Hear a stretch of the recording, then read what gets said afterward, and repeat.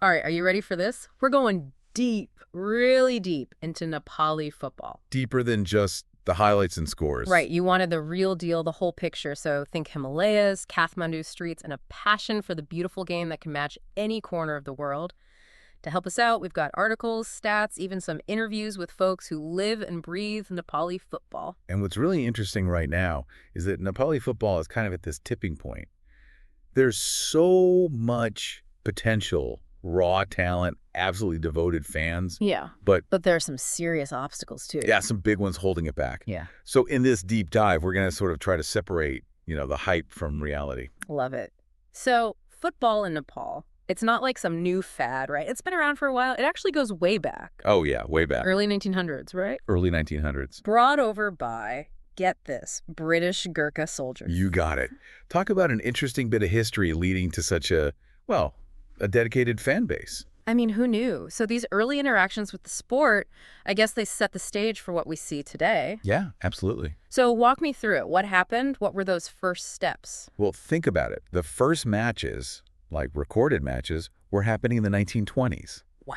And by 1951, boom, the All Nepal Football Association is formed. ANFA. That's right, ANFA. It all happened pretty fast. That is fast. And in just a couple of decades, they were joining FIFA. 1972. 72, yep. And becoming part of the Asian Football Confederation. That's huge. Stepping onto that global stage, what was that like for Nepal? What did it mean?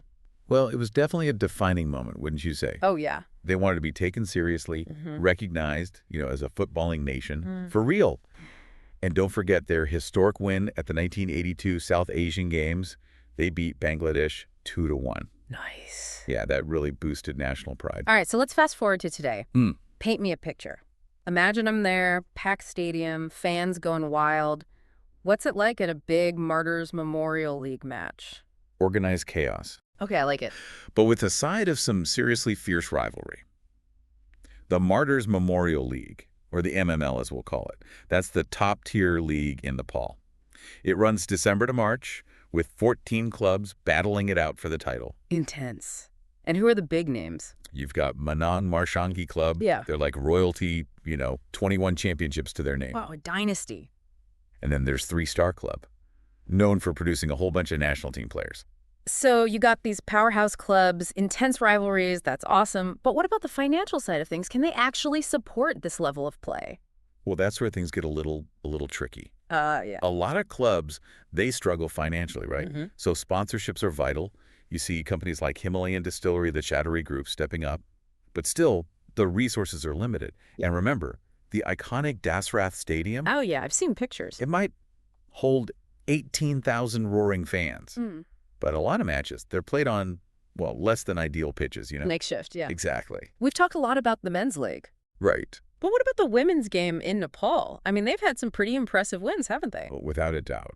The women's team, they are a force, ranked 99th globally. 99th in the world. That's incredible. Puts them way ahead of the men's team, actually. Yeah. They've got multiple South Asian Football Federation Championships, or SAF Championships, as they call them. Wow. And they've almost qualified for the Olympics. A couple of times, they've come really, really close. Unbelievable. Who are some of the standout players? Who should we know about? What makes them so good? Well, you got Sabitra Bandari, nicknamed Samba, the all-time top scorer. She's even tearing it up in the Indian leagues. Internationally recognized. Yeah, and Anu Lama, legendary midfielder, crucial to their 2010 SAF Championship win. So much talent. Oh, yeah. And their dedication, it's undeniable. Really inspiring. But we did mention earlier, resources being limited. Right? Does that affect the women's league as well? It does, unfortunately. Oh. There's a pretty significant pay gap between the men's and women's leagues. But there has been some progress. Okay, good. The Nepal Women's League, it launched in 2019. Okay. And FIFA is increasing funding for women's coaching. So Yeah. steps in the right direction, but, Okay. There's definitely more work to be done. Yeah, of course. It's great that they're getting the recognition and the support, though. It sounds like Kathmandu is really the heart of Nepali football. Right. But is this passion, is it felt throughout the whole country? Absolute. Football in Nepal, it goes way beyond just the capital. Take Yeah. the AHA Gold Cup in Pokhara, for example. Oh, yeah. It even attracts international teams. Really? Wow. And then you have all those school tournaments where, future stars, that's where they get their start. It Yeah. really is a nationwide phenomenon. That's so cool. It's amazing how football can just unite an entire country like that. Yeah. Now, I hear that Nepali fans are some of the most devoted in the world. What makes their fan culture so unique? I mean, fill me in. Oh, you have no idea. Get ready to dive even deeper. Last time, we laid the groundwork, explored the roots of Nepali football. And now we get to meet the people shaping its future. Exactly. And we'll start with those who are making waves internationally. Yeah, we talked about the Nepali diaspora playing abroad. There's one name I'm really curious about, Bimal Garti Magar. What's his story? Bimal, he's a trailblazer, Yeah. right? He's the first Nepali player to break into that European system. Trained with KRC Genk's under-21 team in Belgium. Wow, that's UEFA level. UEFA, yeah. It's not just his skill, though. It's the impact he has. Think about those young players back home seeing one of their own competing in Europe. Such an inspiration. So we've got players proving themselves abroad. What about the talent coming up through the ranks in Nepal itself? There's a lot of exciting young talent emerging. A lot. Yeah. Take Gillespie Yankarki. He's a midfielder. Okay. Already getting compared to Pedri for his vision, his playmaking. High praise. He's a product of the Church Boys United Academy. Yeah. They focus on, holistic player development. Church Boys United again. It seems like they're doing a lot of things right. So it's not just raw talent. It's about nurturing it with good coaching, solid structure. Exactly. And then you got Ayush Galan. He's an electrifying winger, blazing speed. He won the MML's Young Player of the Season. That's awesome. These young players, they really do represent the future of Nepali football. Their talent is just undeniable. It's really exciting to think about where they'll take the sport in the coming years. Something I'm curious about is the role of technology. I mean, it's transforming everything these days. How is it impacting Nepali football? It's a game changer, literally. Think about it. A decade ago, if you lived in a remote village, the only way to watch a match was maybe, a blurry broadcast on a community TV, if you were lucky. Right, right. Now you got platforms like Go Nepal TV. You can stream live MML matches on your phone. Oh, wow. So it's bringing the excitement to every corner of the country? Every corner. They're attracting tens of thousands of viewers. That's amazing. Are there any other ways that technology is changing things? Definitely. Daraz, the online shopping giant, they partnered with the English Premier League to offer free streaming of matches. Wow. So a global league becoming accessible in Nepal? I bet that's fueling the passion even more. Absolutely. It's fascinating how technology is breaking down barriers, connecting fans like that. So we've talked about technology, young talent, but what about the financial side? I mean, we talked about the struggles that clubs face. What role does corporate sponsorship play in Nepali football? Well, without financial backing, sustainable growth is basically impossible. True. We are seeing some big names, though. Himalayan Distillery, the Chaudhary Group, they're stepping up to sponsor leagues, clubs. It's really encouraging seeing them recognize the potential of the sport. So it's a good start, but is that enough? Can those sponsorships really make a difference? Well, they're definitely a good start, but we also need to think about different models, right? The Nepal Super League, or the NSL, has adopted a franchise-based model, kind of like the Indian Premier League. Okay, interesting. Think high-profile auctions, celebrity ownership, a level of commercialization that Nepali football's never really seen before. The NSL is definitely shaking things up, but is that franchise model, I mean, is it sustainable in the long run? Or does it, create new problems? That's the question, isn't it? Yeah. It definitely has the potential to attract a lot more investment, boost professionalism, but it also raises some concerns, like what about the smaller clubs, right? Will they be left behind? Yeah, it's a balancing act for sure. And speaking of balance, one thing we can't overlook is the need for proper infrastructure. Right. I mean, you can't develop world-class players without decent pitches, modern training facilities, stadiums that meet international standards. You're absolutely right. Thankfully, there were some pretty promising projects underway. Oh, good. We talked about the Pokhara Stadium. It's set to be finished in 2024. That'll be huge. And then you got the Dangadi Stadium renovated with FIFA funding. That'll be a hub for talent development in the far western region. It's really great to see that development happening outside the Kathmandu Valley. So it's spreading out. That's great. Are there any smaller scale developments that are, contributing to a stronger football ecosystem? Definitely. You're seeing more futsal courts pop up in urban areas. That's significant. Okay, how so? Well, they're pay-to-play facilities, right? They provide a space for casual players, aspiring youngsters to hone their skills. It's all about creating an environment where, football is accessible, no matter your background or your ambitions. So it's a multi-pronged approach. You're investing in these big stadiums and also nurturing these smaller community-driven initiatives. Exactly. But can we talk about, the elephant in the room, the government's role? Right. We've talked about NFA's issues with corruption. What about the government's responsibility in all this? How can they better support the sport? Well, the government's role is crucial, for sure. That National Sports Policy of 2022, it's a step in the right direction. But there's a lot more to be done, right? Yeah. ANFA, as the governing body, needs a total overhaul. Transparency, accountability, a real commitment to actually developing the sport. That's essential. Remember when FIFA suspended them back in 2015? Oh, yeah.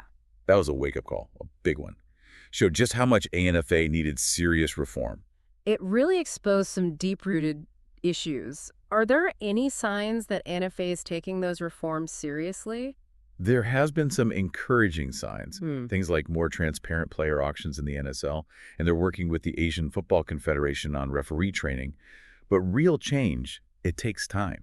Yeah, of course. It's about building a culture of transparency and accountability that will really, benefit Nepali football in the long run. Right, it's a process. Yep. So we've talked about internal reform, but what about the international scene? How important is international collaboration for Nepali football? It's vital. Learning from other countries, building partnerships, giving players that exposure to international competition, that's how they grow. What kinds of collaborations are already happening? Anything interesting? You're seeing coaches from really big clubs like Bayern Munich doing workshops in Kathmandu, sharing their expertise, training methods. Oh, wow. And the relationship with India, that's particularly important. You see Nepali players getting opportunities in the Indian I-League.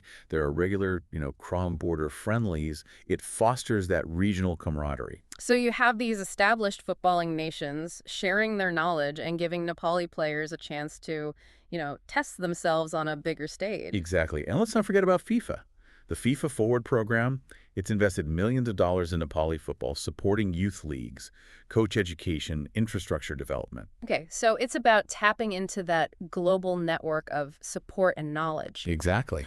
It sounds like there's a real international network coming together to support Nepali football.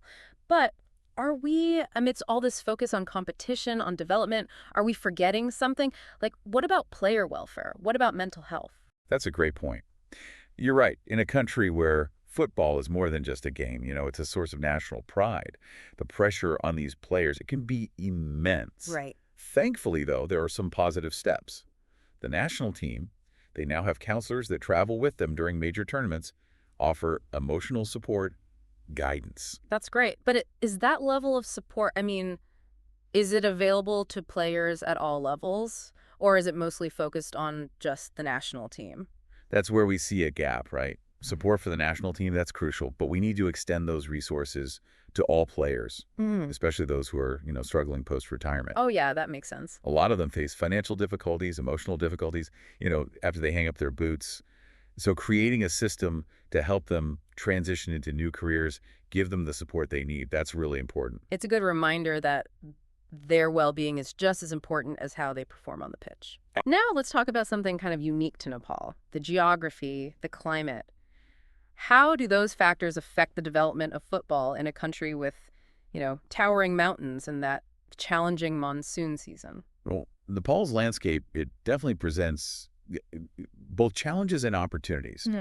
Imagine trying to organize a league when some players have a trek for hours just to reach a training ground. Yeah, that's intense. And then add in the monsoon season. You got matches getting postponed, training schedules disrupted. It's a pretty unique set of hurdles. It really speaks to the resilience of Nepali footballers and their love of the game, that they push through all that. But it's not just the players who show that resilience, is it? You're right. Remember the 2015 earthquake? Yeah. In the aftermath of that tragedy, Nepali football fans, they came together, raised millions of rupees to support those affected, to rebuild their communities. It's incredible. It was a beautiful display of solidarity. It was a powerful reminder that football can be a real force for good. It really is amazing how it brings people together, even when facing such adversity.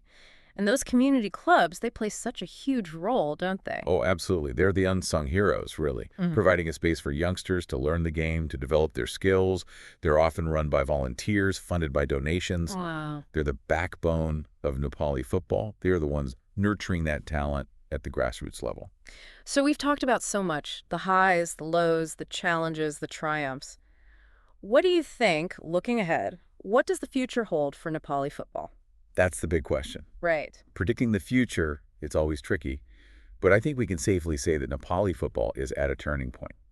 And the expansion of the 2026 World Cup to 48 teams, I mean, that offers a real glimmer of hope. Yeah. Maybe, just maybe, Nepal could finally make their debut on that world stage. That would be incredible. But even if they don't qualify, I mean, the journey itself is significant, right? It's about setting those ambitious goals, proving that Nepali football deserves a place, on the world map. Exactly. And it's more than just goals, trophies. It's about the hopes, the dreams of an entire nation.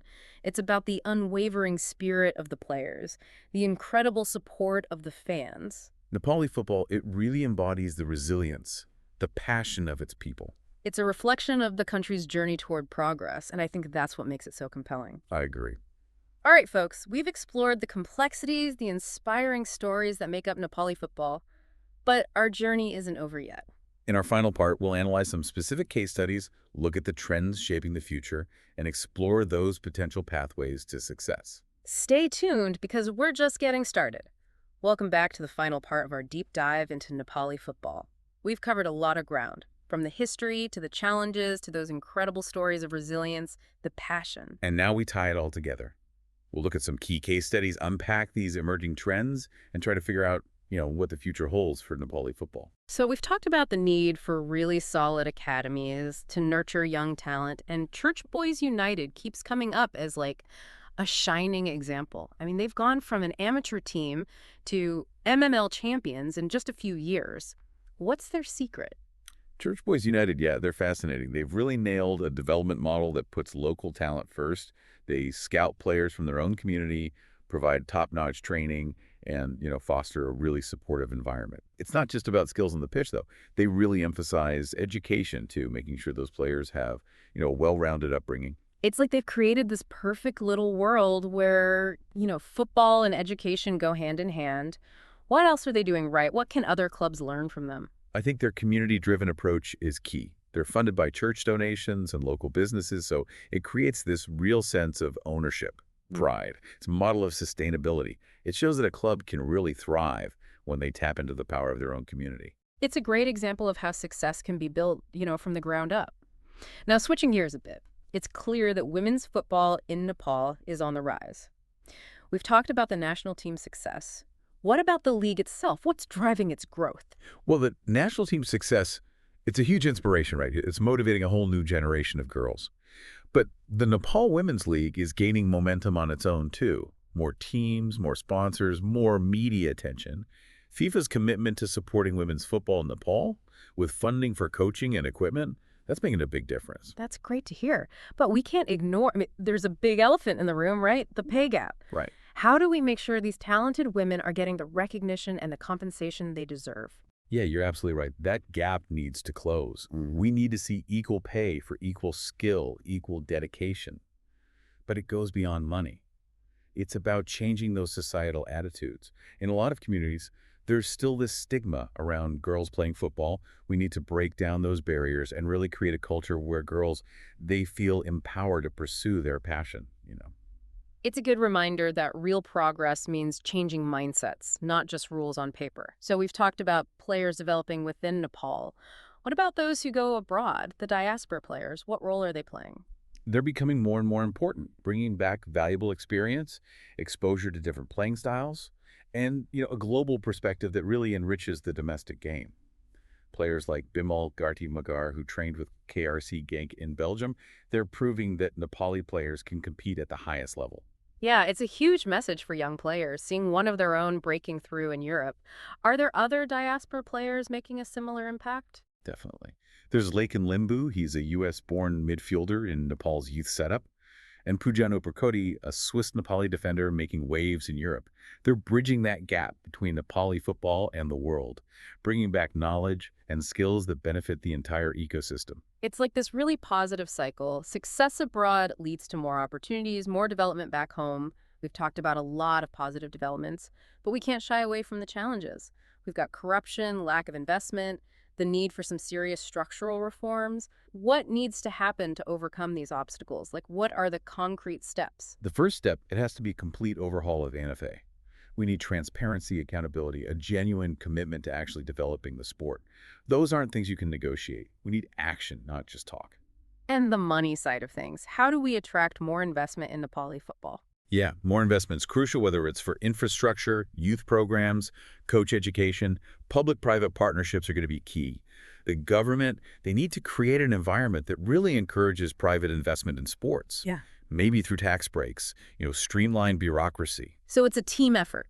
ANFA stepping up, the government creating that supportive environment, and private investors seeing, the potential of the sport. Absolutely. Right. And don't forget the power of the Nepali people. Their passion for football, it's incredible. We need to channel that energy into, constructive action, fan-led initiatives, community clubs, grassroots movements. They can all play a role alongside the government and ANFA. It's about harnessing that passion, that collective passion, and turning it into real change. And of course, we can't forget about gender equity. Definitely not. Equal pay, equal opportunities, and equal respect. Those are fundamental for the growth in Nepali football. We need to see that at every single level. This has been an amazing journey exploring the world of Nepali football. I mean, from those dusty pitches to the national stadium, from the dreams of young players to the unbelievable support of the fans. This sport, it holds a really special place in the heart of Nepal. It really does. And while the challenges, they're still there, the potential for Nepali football is just undeniable. The passion, the talent, the desire to succeed, those are the ingredients, for a really bright future. I agree. So, everyone, keep your eyes on the Himalayas because the next chapter in Nepali football, it's about to begin. Who knows? Maybe one day we'll see that Nepali flag flying high at the World Cup. It's a dream worth fighting for. Thanks for joining us on this incredible deep dive into Nepali football. It's a story of passion, resilience, and the unwavering pursuit of a dream. Until next time, keep exploring the world through its amazing stories.